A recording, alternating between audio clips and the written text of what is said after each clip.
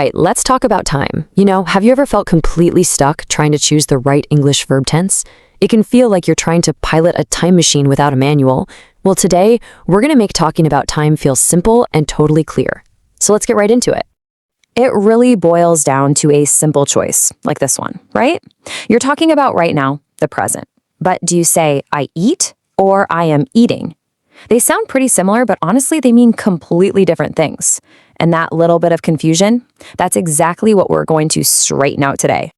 And the solution is actually way simpler than you might think. It all comes down to just one main idea, knowing the difference between now and then.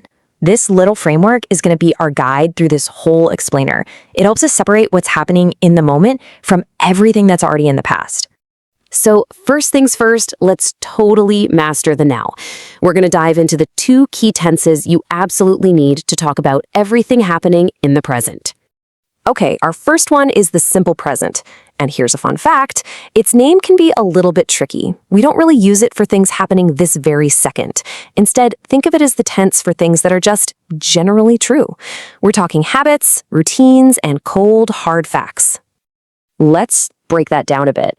You use it for habits, like he drinks tea every morning. That's his routine, right? Or for repeated actions, like we catch the bus. And definitely for those big universal truths, like the earth revolves around the sun. It's really the tense for all things stable and routine. And you can see exactly how this works right here. When we say she walks her dog or they ride, we're talking about their routines. I mean, she's probably not walking the dog this exact second, but it's a regular part of her life. It's about what people do in general. Okay, now let's switch gears to our other now tense, the present continuous. This is the tense you're looking for when you want to talk about something that is happening right now, in this very moment. It's all about the immediate present. Take a look at this. My brother and I are planting. You can just picture it, can't you? The action is unfolding as we speak. That little ing on the end of the verb, that's your big clue that something is in progress.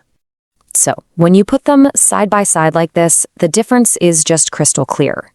I walk to school tells me about your routine. It's a general fact about your life. But if you say, I am walking to school, that means you're literally on your way, right this minute. One's a habit, the other is an action happening now. All right, so we've got the now totally covered. So let's hop in our time machine and rewind a little bit. We're moving on to the then, looking at how we talk about things that are already done and dusted. Our first stop in the past is the simple past. This is your absolute go-to for any action that started and, this is the important part, finished in the past. The key word here is completed. It's over, it's in the history books. And the structure couldn't be easier. You just start with your subject, pop in the past tense verb, which, often ends in ed, but you gotta watch out for those tricky and irregular ones, and then you finish out your sentence. It's super direct. For example, I went to the zoo yesterday.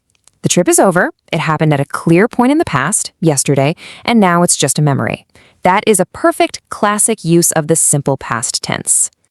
But hang on, what if an action in the past was still going on for a while? For that, we need the past continuous. This tense is just fantastic for setting the scene, for describing a background action that was in progress at a specific point in the past.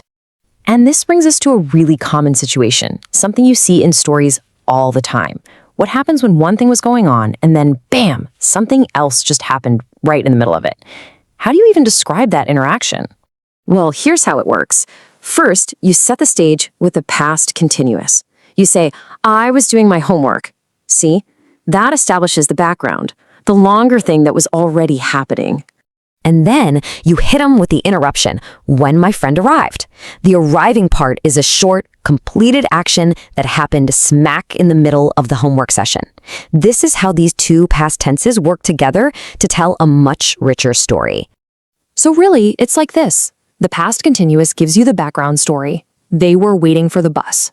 And then the simple past delivers the main event, the thing that interrupts it, when the teacher called. Think of it this way. One tense sets the stage, and the other one is the action that happens on that stage.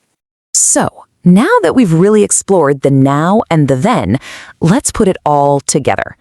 The best way to think about these 4 tenses is as the essential tools in your communication toolkit. So let's do a quick recap of our toolkit. Simple present, that's for habits and truths. Present continuous, for what's happening right this second. Simple past, for any action that's completely finished. And past continuous, for setting those background scenes in the past. See? Every tool has its own special job.